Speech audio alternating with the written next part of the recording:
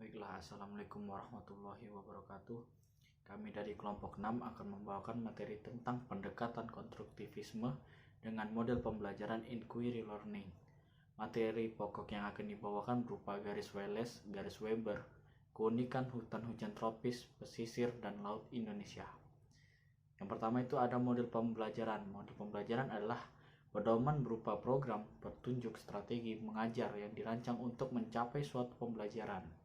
Menurut pendapat lain, model pembelajaran dapat diartikan sebagai suatu rencana atau pola yang digunakan dalam menyusun kurikulum, mengatur materi pembelajaran, dan memberi petunjuk kepada pengajar kelas.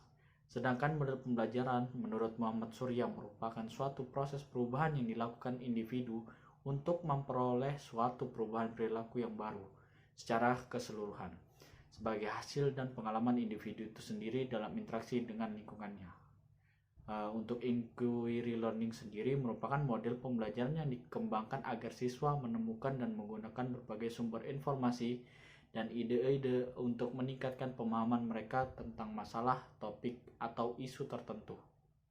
Untuk observasi pada tahap ini siswa diberitahu mengenai materi pokok dan garis-garis besar materi yang akan dibahas agar tidak keluar dari materi utama yang akan dibahas.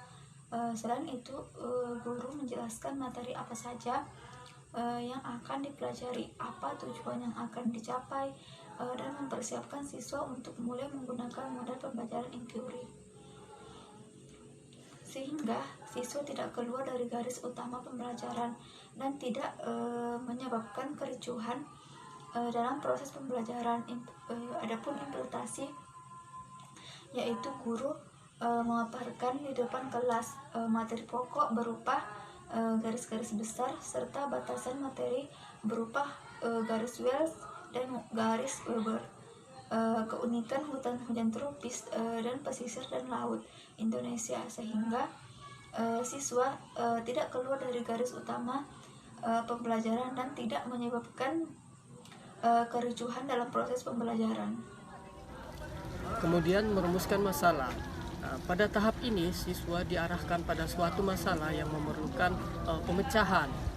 Masalah dapat disajikan dengan cara yang menarik seperti demonstrasi unik ataupun dalam bentuk teka-teki sehingga siswa tertantang untuk mencari tahu apa yang terjadi dan merumuskannya dalam suatu pertanyaan ataupun pernyataan yang kelak harus dijawabnya sendiri.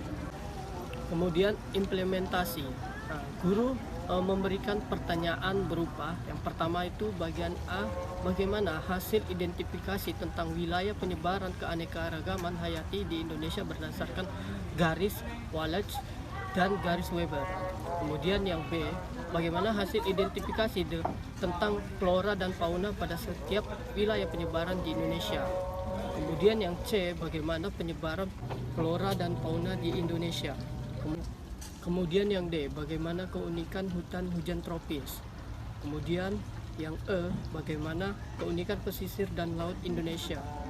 Selanjutnya yang F, bagaimana data keanekaragaman hayati di daerah garis Wallace dan Weber, daerah hutan hujan tropis, daerah pesisir dan laut Indonesia berdasarkan informasi dari berbagai sumber. Baiklah, selanjutnya pengajuan hipotesis. Pengajuan hipotesis ini di mana siswa dilatih untuk membuat hipotesis atau jawaban sementara dari suatu masalah yang telah disaksikannya. Hipotesis ini belum tentu benar, maka dari itu anak-anak perlu didorong untuk mengemukakan hipotesisnya sendiri. Guru juga dapat membantu siswa untuk membuat hipotesis dengan cara memberikan pertanyaan kepada siswa yang mengarah kepada hipotesisnya. Guru menugaskan peserta didik untuk merumuskan hipotesis melalui rumusan masalahnya. Mengumpulkan data. Pada tahap ini, siswa diminta untuk melakukan aktivitas mengumpulkan informasi untuk menguji hipotesis yang telah dibuatnya. Dalam pembelajaran inquiry, tahap ini merupakan suatu proses yang sangat penting untuk mengembangkan kemampuan intelektual siswa. Karena pada tahap ini siswa diminta untuk menggunakan seluruh potensi berpikir yang dimilikinya. Implementasinya, siswa diminta untuk mengumpulkan data melalui film atau gambar hutan hujan tropis di Indonesia, sisir dan laut Indonesia untuk mengenal keanekaragaman hayati di Indonesia.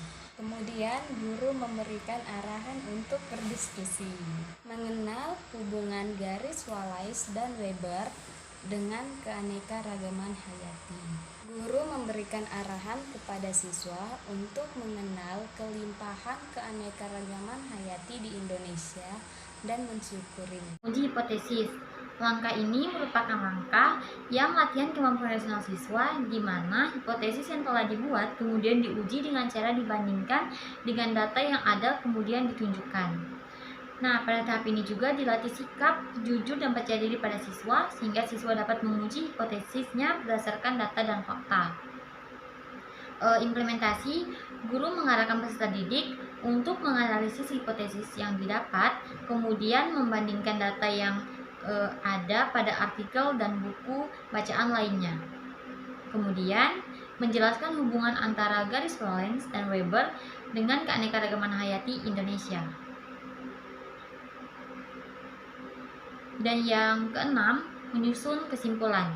Nah, pada langkah ini, siswa dituntut untuk mendeskripsikan temuan yang telah diperoleh berdasarkan hasil pengujian hipotesis, sehingga dapat mencapai kesimpulan yang akurat. Implementasi, peserta didik mempresentasikan secara lisan mengenai hasil identifikasi penyebaran keanekaragaman hayati di Indonesia berdasarkan garis Wallace dan Weber. Menyebutkan flora dan fauna yang tersebar di setiap wilayah penyebaran di Indonesia. Kemudian menyebutkan keunikan hutan hujan tropis, pesisir dan laut Indonesia.